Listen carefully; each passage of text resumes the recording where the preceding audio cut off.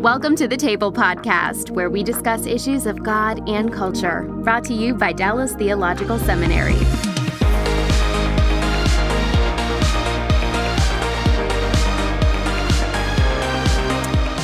Welcome to the Table Podcast, where we discuss issues of God and culture. My name is Kymberli Cook, and I am the Assistant Director at the Hendricks Center, and I am not intimidated at all. That means I completely am by being at the table hosted with every single other host for this podcast. This is a really weird feeling. This has never happened before. I know, it's odd. You all are so engaged as guests already because you're hosts. So today, because of this unique setup, we are going to be taking a little bit of time to celebrate 10 years of the Table Podcast, which it hardly seems could be. It just seems like it went so fast. But we have been on air for 10 years, and we just want to recognize the work that the Lord has done through this ministry, and also just give you an opportunity to hear a little bit about what goes on behind the scenes here at the podcast, and a little bit about the guests and lessons that we've learned along the way. The host, that is, not the guests. But for the sake of maintaining formality, with us today are Darrell Bock, Executive Director for Cultural Engagement and Senior Research Professor of New Testament. And as I was writing that out, I realized I have never actually been the one to completely say the whole thing. So there you go. It happens. It's like a hazing ritual. We also here is Bill Hendricks, Executive Director for Christian Leadership and President of the Giftedness Center, as well as Mikel Del Rosario, who is our Project Manager for Cultural Engagement. So thank you so much, gentlemen, for joining us today. Thanks for hosting us. That's exactly right. Good to be here. Yeah, it's a long time no see. I know, right? So an introduction as far as like walking through, hey, how did you get involved? And all of that seems a little bit odd. Especially for those of you who have listened for so long and are familiar at least with some of our voices and some of our stories. So I think rather than like walking through our biography, it might be helpful just to start out with the general question of how you ended up as a podcast host. Because, you can be affiliated with the center and not necessarily end up at this table guiding the conversation. So I think that it's only right for us to start with you, Darrell, as the whole thing started with you. Mm-hmm. So where did the idea of the podcast come from, and how did it come about when DTS wasn't doing anything like it 10 years ago? Okay, well, this is a long story, and I know. I guess the short answer to your question is I became a host because I had no choice. That, in other words, once we decided we were going to do these podcasts on a regular basis out of the center, obviously the podcast had to have a host, and I was the natural one to be hosting. But before that, before the beginning of the 10-year podcast, there was a long period in which we were doing podcasts on kind of an ad hoc basis, Mark Bailey and myself. The short story is the day the iPod came out, which now no longer exists. Yeah. Okay, all right. They just retired retired itself, which I hope is not sending smoke signals. But anyway, the day the iPod came out, I was in Germany listening to this announcement, and I immediately sent an email to the seminary saying, this is a great way to stay in touch with alums and to keep them up to date and connect with them on a basis other than the normal way we tend to communicate with them. So what do you think about doing podcasts on a regular basis? And so Mark Bailey and I said, this is a good idea. So whenever our schedules would coalesce and whenever the Richter scale hit the level of saying this is something we need to address, we would do a podcast. So that's part one of the story. Part two was in 2010, Lausanne held a global conference in Cape Town, South Africa.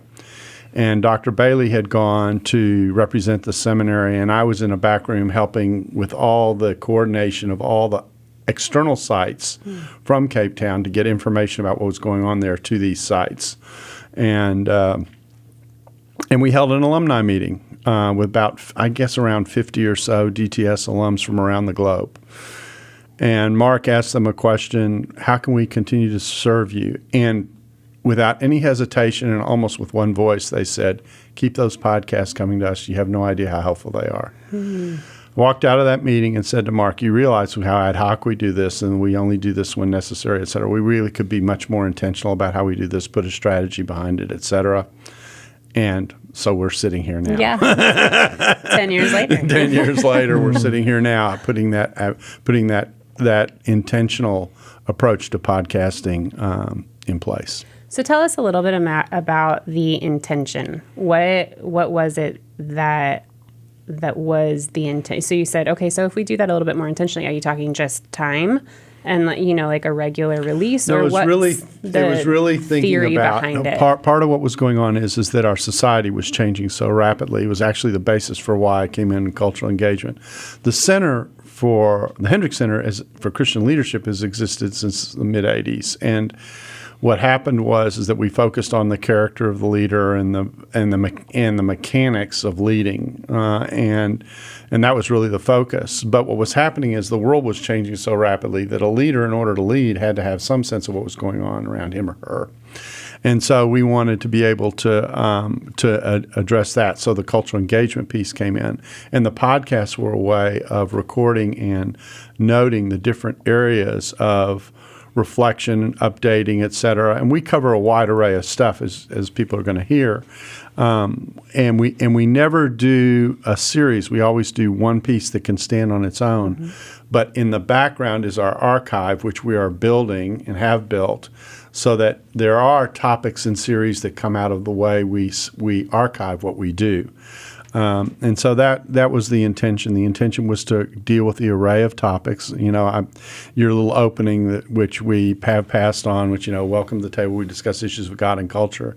Whenever I'm saying that in the back of my mind, I'm saying, well, it's just a short way to say we can discuss anything and everything. Yeah. And so in that way, we're actually engaged with the array of things that the church faces today in trying to minister to people and disciple to people and trying to carry out the mission that Christ has given the church to perform. And I feel like over the course of the 10 years, it has become, even a little bit, the theory behind the podcast has become even more than just the content itself, which is helpful for our alums and our network and all of that, and anybody who hopefully stumbles across it.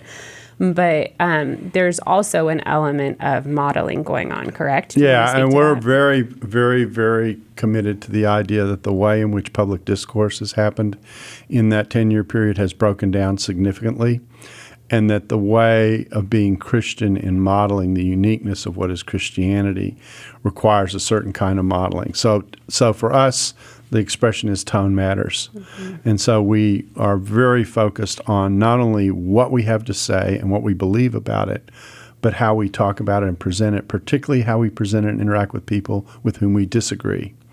And so this modeling that we're talking about, we've used the phrase convicted civility, which doesn't mean that we're civilians who've been convicted, but it means we have convictions and are civil about it.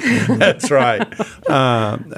So that's how we go about talking about what's going on. We want to stand up for what we believe in on the one hand, have convictions, but we want to do it civilly, and we want to respect the person we're interacting with as we engage them, and in some cases challenge them to think differently, think about categories they may not have that they may need in order to understand what it is that Christians believe.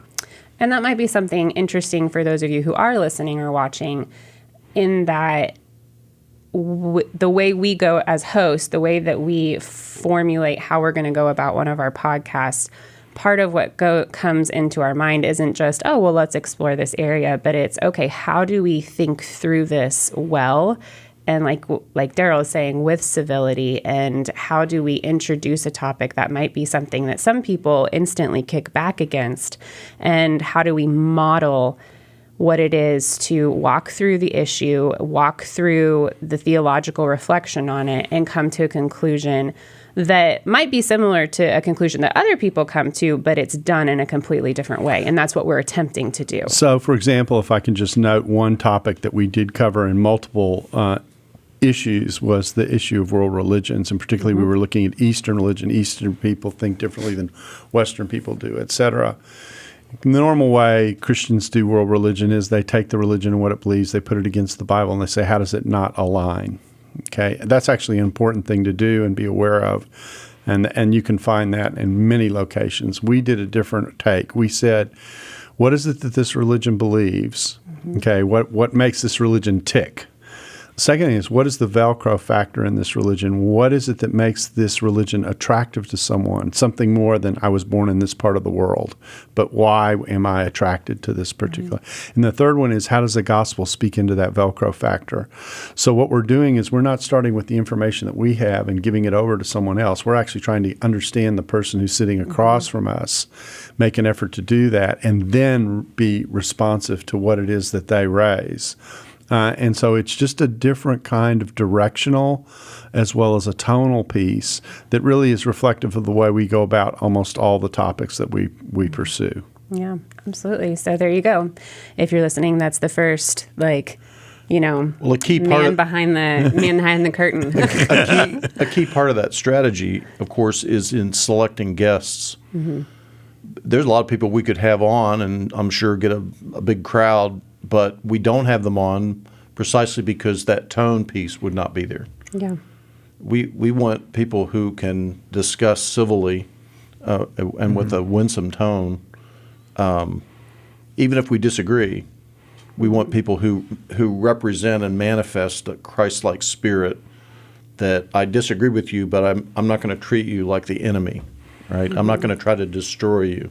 Yeah. Or if we're talking with someone about whom there is we may be talking to a Christian about what others believe, right? But it's all done in such a way that it's clear not only what you are addressing, but doing so in such a way that you're staying on the issues. You're not getting personal. There are lots of things that you can do that sabotage conversations, and to do so in a helpful kind of way. Mm-hmm. Well, this is clearly something that we're all passionate about. But in the interest of moving along, I'm going to go ahead and toss it over to both Mikkel and Bill. If you guys want to just chime in as to how did you end up? So we know how Darrell became a podcast host, but how did you guys end up? Mikkel, let's start with you. How did you end up behind the table? Sure. Well, I was Darrell's first intern at the Hendricks Center when he came over as the executive director of cultural engagement. And I actually started working on the show right away. Just within a couple of months that we started recording the show, I was there helping with time coding and transcripts and the things that kind of supervise our interns, what they do right now. What nobody sees. Yes, there's the 40 or 50 hours of work for each one of these. There's a lot that goes into podcasting besides just us, talking here and then walking away. There's so much that so many people, everything we do, I say we do as a team, and that's not just at the Hendricks Center. That's all of Dallas Seminary that's involved in what we do here. But I started hosting because there were some episodes we wanted to do on Jesus topics, and we have an expert with us on Jesus topics. And so I think Darrell's first time as a guest in the guest seat was my first time hosting. And that was when Justin Bass had just debated Bart Ehrman on the question, did Jesus claim to be divine? And so we did a discussion on that as my very first episode. And I'm super interested in that topic, even to today, so that I even did my PhD doctoral work, my dissertation, on looking at a historical approach to Jesus' claim to possess divine authority. So I feel like my time at Dallas Seminary from THM, when I first met Darrell, straight through PhD, and even my work on the table has all kind of just come together so well. Yeah. Interesting. Interesting. I didn't know that. Bill, how did you end up here? Well, I actually started as a guest, and that story is in spring of 2014, I came out with a book on giftedness, The Person Called You. And, when you write a book, you've got to get as many big names as you can to endorse it. And I thought, hey, Darrell Bock's a big name down at Dallas Seminary. Maybe he'll give me an endorsement. So I sent him a copy of the book, and just like that, back comes an endorsement. And then next thing I know, I get invited to do a podcast on giftedness. And it was right around that same time, Darrell and I had lunch, and he asked me, we had lunch, and then shortly after, my predecessor, Andy Seidel, and his wife, Gail, had lended me over for dinner. And in the middle of dinner, he goes, Bill, can I ask you to pray about something? What are you going to say? No, I'm not going to pray. I said, okay. He said, would you pray about coming and working at the Center for Christian Leadership and replace me as the Executive Director for Christian Leadership? And so I spent a whole summer praying, thinking that through. At the end, I concluded, I don't know that that's really what God has for me. So I told Dr. Bailey, no, thank you. That doesn't stop us. I know. I remember the staff conversations going on at that time where we were like, no, he'll come. Yeah. In retrospect, I realized that the no, that's when things actually started running, that's when the sale begins. Yeah. So about a month later, they came back and said, would you be the acting director? And that was a little more in line with what I'd been doing. Plus, after all, it was my dad's legacy. So, So anyway, I think I came in like late 2014, somewhere in there, early 2015. And, for the first couple of years, I don't think I was on the podcast. But once I realized, no, this is going to be a more permanent thing, there was a desire to get more hosts. Mm-hmm. Like, if for no other reason, what happens if something happens to Darrell, right? And so, because I was the executive director for Christian leadership, could bring issues of leadership to the table, which then gets into the integration of faith and work, and a subspecialization within that is career and calling, which is kind of my specialization. So, one day I got asked to host a podcast. Host it, yeah. So, I guess I did well enough. They had me back. Okay, Kim, now you've got to tell your story. So we had been talking about the need for a diversity of voices and hoping to bring in a female voice as just one of the podcast hosts. And so we had been in the staff meetings, we had been throwing around names and that kind of thing. And then it kind of occurred to me that I had theological training, that I would like to talk about some topics, and I would like a say in some of the topics that are said. And so at one point I went to Darrell and I was like, would you ever think about me doing something? And then the next thing I knew, I was co-hosting and I was sitting behind the table. So Darrell empowering people as usual is how I ended up behind here. So, how do you guys? I know how I prepare for podcasts and how I prepare for hosting, but how do you guys prepare? Let's start with Darrell because his will be short. Darrell. So you want me to say I don't? You Darrell likes I like the flying by the seat of his spontaneity. pants. Well, Yeah. we call it the table. Well, let me deal with the philosophy behind this. We call it the table because the idea is you're overhearing a conversation that's worth listening to.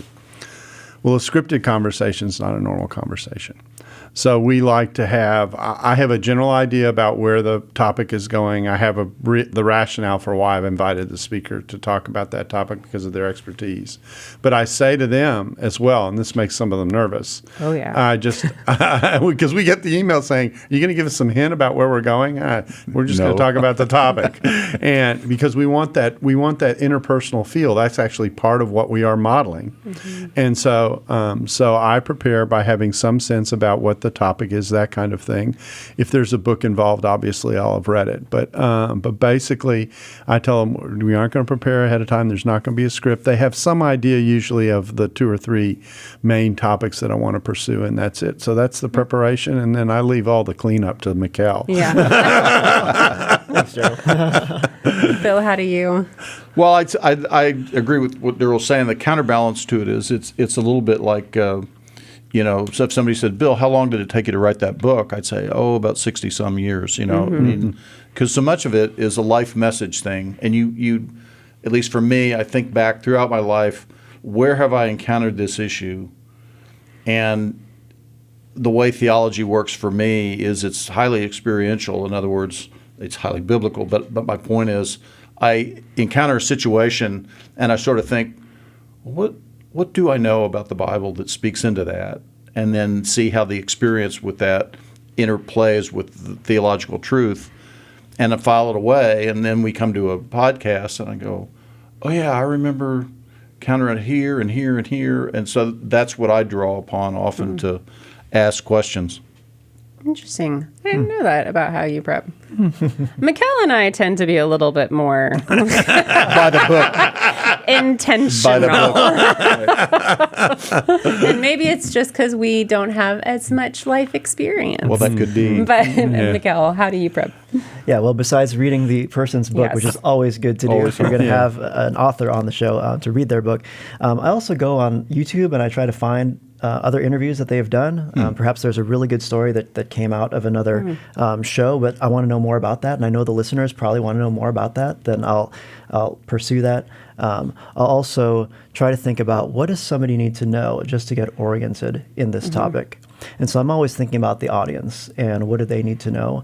And that helps me generate questions which are going to drive us to a certain place at the end where there's one big idea that someone can take away from it that will help them as they encounter skeptics, their friends who don't believe the same way, and be able to answer those hard questions that people have about the faith. So I'm always thinking about the audience and what are those tough questions that people are wrestling with, and how can I help them answer those?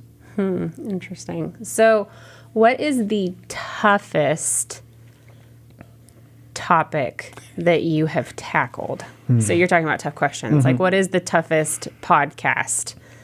Not podcast guest. We're not going to do that. But the I can talk about a little. but the toughest, just the toughest podcast that, looking back, it kind of sticks out in your mind as like, whew, that one was rough, or, like I wasn't sure how it was going to come out, or, what did it look like for you, Bill? Well, I'm afraid I'm going to give away the guess, but Be subtle. I was asked to host a podcast on, I think it was on beauty. Yeah. I know that was the announced topic, and a very brilliant guest that I did not have background in the guest field, so I was challenged to come up with questions that were meaningful because I felt like a child asking some Einstein to explain relativity or something. But somehow we got through it, and I got actually compliments on the interview from people, and It was beautiful. it was beautiful. So let's just say I was definitely stretched as a host. Yeah, mine was, you can go find it if you're listening, but the What Happened to the Trinity on the Cross podcast, it was just such, because you're dealing with the Trinity and you're dealing with the atonement. And like it was so technically difficult that like it was hard to ask questions because nobody really knows the answer to that question anyway. And so then it was hard to ask questions and explore it without saying something heretical. And I was sitting there with two of my theology professors, and I was like, I'm trying to do this. It's one of our top shows. Yeah, I know. So it's great. It's had really good feedback. But for me, it was one of the hardest podcasts that I've done. And I think it was also the first one I did during COVID. And so it was the first one I did via Zoom and all of that too. So there was like all of this swirling. And then me feeling like in the middle of a hurricane, I have to like thread a needle like theologically. So Darrell, what about you? Well, I think that the topics that are the hardest are the ones that are hardest for the church. So whether we're talking about race or gender issues, which we've done myriads of podcasts on, they're always challenging because you're trying to balance a lot of different things. You're trying to balance where your convictions are. You're trying to balance where people are coming from, the disagreement that they have by default on the topics, et cetera. And so actually trying to produce something that works is tricky from a host standpoint of getting people oriented. There really are two kinds of interviewees. What I call the soundbite people who can boil it down and say it and get it said. And then what I call the footnote people, which means you ask a question, they give you all the background before they finally get to the answer. Obviously, podcasting is really friendly to the soundbite person, but sometimes the detail of the topics and complexity of topics requires someone be a footnote person in order to really help you unfurl what's going on. And so that can become a challenge as a host in terms of how you deal with that. So I don't have one because we have explored that topic, both of those topics, from a variety of areas, because our tendency is to dive into a topic and then we take 5 minutes out of the one that we've done and say, ooh, you know what, that needs more, and then redo it with a focus on that particular point. That's how we build the archive. And so that's mine. And we do tend to give you the more difficult ones. We're like, and Darrell's going to do this one. Thank you very much. Mikkel? Well, for me, I think it would be a tie. One, just kind of like Darrell was talking about, some topics where I feel I'm very much of a learner still is the race conversation in America, because as many people know, I did not grow up in the United States. And so I say I play American really well. But I moved to California as an adult to attend college. But I grew up in the Philippines. So the American race conversation is something that I'm very much of a learner still, and I approach that as a learner. And so I did a show on race, but what I did with it was I called it Diverse Views on Multicultural Conversations. I called it Diverse Views on Multicultural Conversations. And what we did was we had people around the table, and we got to approach this conversation from an Asian American perspective, from an African American perspective, from a Hispanic Mexican American experience. And then incidentally, we found out everyone around the table were either interracially or interculturally married. Wow. So that was pretty cool. That is. But that's a great one where I have questions. I'm always thinking about what's the audience's question. Well, in this case, I kind of am part of that audience too. You know? Especially coming from the Asian American side, are we just supposed to sit and watch our black and white brothers and sisters talk about this? Or are we a part of this? You know, that comment about sometimes I feel like a ghost in the room. Yeah. So that was challenging, but I got a really good amount of positive feedback on that show. The other one that was a tie was, I'll say it, Mark Belton. He was a speaker at Leaderboard, and I was Faith and Work, right? I was asked the day before because either I think everyone was out. Which enhanced your preparation. Yeah. So you know how I say I listened to their other interviews, all this. I did all that in a span of a morning by attending Leaderboard, listening to him talk, generating my own questions, thinking about what would the audience want to know, how can this help people, and we had a great conversation. It was a good show. Yeah, but you just, I think sometimes they do end up being your best ones because you're just a little bit more intentional about it. But that's interesting. Okay, so Mikkel, let's stay on you real quick, because you are the guru person actually truly behind the scenes of the podcast. What are some of the most downloaded podcasts? What are some of the most popular podcasts? So a lot of theology shows. We mentioned the Trinity on the Cross show. And I can give us, say, the shows that have had about 3,000 plus downloads since the pandemic. My interview with Mary Jo Sharp on deconstruction, that was a big one. The World of the Bible with Michael Bird was another 3,000 plus download. My interview with Costi Hinn on how he left. One was huge. He left his uncle Benny Hinn's what he called a cross between the royal family and the mafia. That whole lifestyle of riches and the whole prosperity gospel movement, how he left that. And reading a Chuck Swindoll book was part of his story. So what a great guest to have on the Dallas Seminary Table podcast here. So Oh, very cool. Very cool. So what was a podcast that you all walked into and, it was fine and you were interested and you were ready to have the conversation, but you ended up more impacted than you maybe thought you would headed in? That there was something that happened in it that really dug in and personally meant something to you. So I'll start because that's kind of a memory question to give you guys time. I'll start. Mine was a podcast that I did on Haiti. So we were talking about different countries. We have a series essentially where we're going all throughout the world talking to Christians who are actually in country about what's going on with the church and what they're facing and what they can contribute to the global church and what we should be learning from them. And so mine was I did this one on Haiti, and it was, I don't know why, but it was just so impactful. I didn't really know a lot of the history as to Haiti's poverty. And so I was struck by that. And then I was struck by just the way that they have thought, the leaders there have had to think so deeply about meeting spiritual and physical needs, and how, and I just think I think that's something that they have a lot of wisdom to contribute to us. And that's, I mean, in their humble way, that wasn't even the thing that they said they felt like they could contribute. But it was something that I was thinking, like, you really, because they've had to face it in a very tangible way where they, you know, they say, like, we cannot feed everybody. Like, we can't help everything. And so for me, I walked away from that just with this whole new appreciation for the country and for those leaders and just kind of that general area.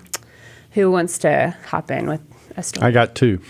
One is the one we did on artificial intelligence with Rania, and just all the things that are coming down the pike that in most cases most people haven't even thought of or dreamed of. So I entitled that the podcast about here's the rest of the story, and some of it you haven't even thought about. And then the second one is the one on blended families with Ron Deal. And how pervasive blended families are, how we don't have structures of ministry that really deal with the dynamics of what happens in a blended family, where the mother figure or the father figure isn't the biological mother or father, that kind of thing. The mixture between the kids that ends up producing if you're bringing in kids from two different families into a new family. That's why it's called blended. And all the issues that raises. And his observation to me that fully 1/3 of an audience in any church is probably made up of some kind of a blended family, which just blew me away as a statistic. And the implications of that for the church and for ministry and for training, like, I mean, because we're all here at DTS, and for training people headed into ministry, and we don't really talk about it. Exactly all that right. Exactly and right. So it's a major thing. Yeah, exactly. Interesting. Mikkel, Phil, do you have one? I interviewed a gentleman named Tom Terrence who grew up in the Deep South, and as a teen, he began to get exposed to ultra right-wing, basically racist ideology, and basically got recruited by the Ku Klux Klan to be a terrorist. And so they put him and another operative in a car on their way to, I think they were going to plant a bomb or something. And somebody higher up in the Klan organization, I think, had a beef with him or was jealous or something, basically tipped off the police. So just as they're getting ready to plant this bomb, the police, surround their car, they take off, there's a chase in which the person he was with got killed, and he somehow escaped his life barely. Promptly was convicted and put in prison in I believe it was Alabama or Mississippi, federal prison, and he's in solitary confinement. And he's still very convinced of, his convictions. And you think about somebody like that, how in the world would the gospel ever possibly be able to reach him? And I remember in the middle of the interview just thinking of the dire, desperate isolation that he's in. And like, how did you get here? And you realize the grace of God was able to penetrate even solitary confinement. In his case, he had a lot of time on his hands. They had a prison library that he could check out books, and he began to read, and it led him to the philosophers, to Plato and others, and then ultimately began to read the New Testament. And when he got to Jesus and he's reading that story, the Spirit just said, you need to pay attention to this. And it ultimately led to his salvation, and then through an amazing set of circumstances, God just worked various people to come in, and ultimately he was not pardoned, but I guess the sentence would be commuted or something, and he gets out. And today he goes around the country appealing to, again, extremists that they need to change their ways. They need to come and see Jesus' forgiveness and lordship. But the ability of God to work in where, humanly speaking, there is no hope. There's no hope. and yet God finds a way. It's just an amazing story. Yeah, for me, it was actually, I think the most standout episode was not one that I hosted, but I was here behind the glass with the studio staff, and it was a show called Freedom from Pornography. And we had Josh McDowell on the show. He was in by Zoom. Yeah. And few people know that Josh McDowell has this whole history where he was abused as a child, and how he is really passionate about showing the effect of pornography on truth. And he said, and I really... I love this because it was so impactful. I actually pulled this clip to share on my Instagram. That he said that as an apologist, he says, I'm not fulfilling God's calling on my life if I don't show how pornography is affecting truth, because I believe that one of the greatest barriers to kids coming to Christ today is pornography. And then he shared the statistic that just blew us all away. He said that he spoke at an event, and Crew did a survey of 485 students who came to Christ after his talk. And the question was, what is the number one barrier that prevents you or that's in the way of you becoming a serious disciple of Jesus? And he said, you'll never believe it, all 485 students said pornography. Oh, wow. It was a powerful moment, and we had other guests on the show. One of them cried on the show. And from behind that glass, I could feel the emotion in the room. And I thought, this is a good episode. Wow. Yeah, you hosted that, Darrell. Yeah. Yeah. Yeah. Very cool. Yeah. So if you're listening, that's a list of what we feel are some of our better ones, or at least the most impactful ones. Maybe they'll be helpful and impactful for you. There's so many. Okay, so one last question to a degree that we'll chat about, and just thinking about the podcast. Well, yeah, just thinking about the podcast in general. What would be your hope for the podcast for the next 5 to 10 years? I think we're still trying to figure out how to utilize the resource that it represents. I'm teaching class currently, and we are utilizing the podcasts in the classroom in a way that I haven't tried to do before. And it really has become a classroom catalyst for some pretty good conversation, because you've got a good, meaningful conversation sitting in front of you. You've got an exchange of views and trying to, in some cases, create understanding. And that triggers questions for students and moves the questions along. So one of my hopes is that we could figure out a way to make the podcast usable, not just as something to listen to as you're commuting from point A to point B, but in either context of Sunday school classes or in your own personal reflection, et cetera, using it as a means for really doing some serious reflection and teaching. Part of the reason we do it the way that we do it is to generate that reflection. To not just instruct, and this is more than just the facts, ma'am. This is not just what is being said, but how it's being said and how it's being engaged.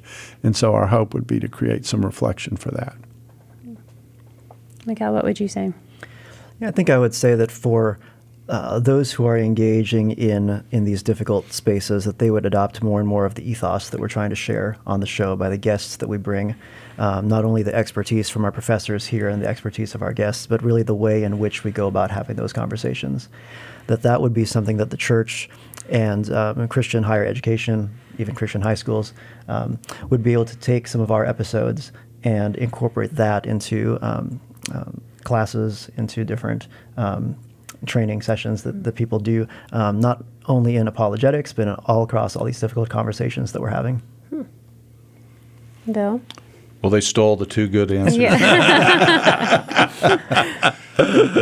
I think I would say, I would hope that the podcast encourages people to what I call do theology. Mm-hmm. Theology is not just about stuff that happened, 2,000 years ago. It is about that. But theology is actually happening in real time as we as believers encounter, in many cases, somewhat unprecedented realities that come our way that nobody had to grapple with before. Mm-hmm. But as the slogan says, we discuss issues of God and culture, which is just about everything. And I think, Dallas Seminary has a tremendous heritage in helping people go from the Bible to life. In other words, observation, interpretation, application. Here's what the text says, here's what it means, and here's how it applies to life. Wonderful. But most people, the way they live their lives, they encounter life first, and they need to take the opposite move, going from life back to the Bible. And on the podcast, I think we try to model that. Let's just pick an issue, and there's so many, the culture is the gift that keeps on giving, right? Yeah. There's so many issues. And ask, okay, from the revelation that God has given us and the history of theology that we have, how do we speak meaningfully to that issue? And what does God have to say about that? And everyday Christians can do that. This isn't something for ivory tower people. And so the hope would be that this podcast and modeling it would help people learn how to do that Yes. in their own lives as Yes. they're encountering a variety of different topics, not just the ones that we're covering. So one kind of concluding segment, I guess, of this podcast. Mikkel, you have had a few interesting months in your professional career. Would you care to update our listeners? Sure, yeah. For those of you who are listening, in January of 2022, I earned my PhD. Woohoo! From Dallas Seminary. It's been a long 10-year, I call it my decade in Dallas, from the time I first met Darrell, summer 2012, all the way until now. Did the THM straight through PhD, and also got to start as an adjunct here at Dallas Seminary. And the Lord has always given me a burden for college students, and one of the big reasons I came to Dallas Seminary was because I wanted to be a full-time college professor. And the Lord has opened the doors for me to be a college professor at Moody Bible Institute. And so as we're recording this, I'm physically present here in the studio, but when this is released, I will be an associate professor of Bible and theology at Moody. And so I'm moving to Chicago very shortly. Yes, and we're so excited for you. Congratulations. Thank you. And so you will be, I believe this is your last show, right? This is your last episode. So if people want to continue to hear from you and hear apologetics and everything that you contribute to theological conversations in general, where can they follow you? Where can they keep up with you? Yeah, they can go to my website at apologeticsguy.com, and then also check out my YouTube channel at apologeticsguy. Also, all throughout my social channels, you can friend me on Facebook at apologeticsguy, at me on Twitter at apologeticsguy, and follow me on Instagram at apologeticsguy. And Mikkel will answer. He is all over social media in a really great way, in a really effective way. So in the last couple minutes that we have, Bill and Darrell, I thought I would ask you all, what do you feel, a little bit in tribute to Mikkel, what do you feel like Mikkel has brought to the podcast and that you're specifically thankful for, like as the directors of the center? Well, he's been the podcast guy. I mean, like all things podcasts, I go talk to Mikkel. You have worked hard to develop that expertise, and not just in theory, but you're a practitioner. And I'm a boomer. Podcasting is a little bit, technologically speaking, after my time in a way. But you've obviously brought that expertise to us, and the rest, as they say, is history. And I just don't think the podcast would be what it is today. I know it wouldn't be what it is today without you behind the scenes doing all these things that make it what it is and get it to who needs to get it. So if you develop a second ministry, we'll call it Podcast Guy. and what the other thing that Mikkel has brought is that when we were going through, and we've had several discussions in this regard with regard to race, where we alluded to this earlier when he talked about the ghost imagery. We were in the midst of having a discussion. We'd spent a lot of time on the black-white issue and that kind of thing, particularly in the United States. And Mikkel raises his hand and gets our attention and says, I feel like a ghost in the room. I feel like I'm a minority, but I'm not in this conversation. And immediately as he said it, I knew he was right. And so it's helped us in thinking through the race conversation to recognize that when we discuss race and minority and minority issues, that first of all, minorities come in all shapes and sizes depending on where you are in the world, which is important for the church to realize because the church is a global church. And then the second thing is when you talk about race and minority, it isn't just a one-on-one discussion. It's one and many. and oftentimes we don't think of it that way. So that's a gift that you've left to us. I will never see ghosts the same way. When I call Ghostbusters, I'll probably be thinking of you, and so that's important. And then of course there's all the technical expertise. Mikkel was the voice behind the organization of all the articles that went to BibSac on a quarterly basis, summarizing what was going on with the podcast, et cetera, and highlighting various topics and themes and that kind of thing, and weaving together all this material that we have. In fact, we were talking about it being 10 years, but I don't actually know how many shows. It's a bad question to ask you off the top of your head. How many shows and how much hours of material do we have after 10 years? Do you know the answer to those questions? Well, today, as of this time that we're recording, at the risk of not being evergreen, episode 499 just went live. Okay. And so we're over 350 hours of content, original content.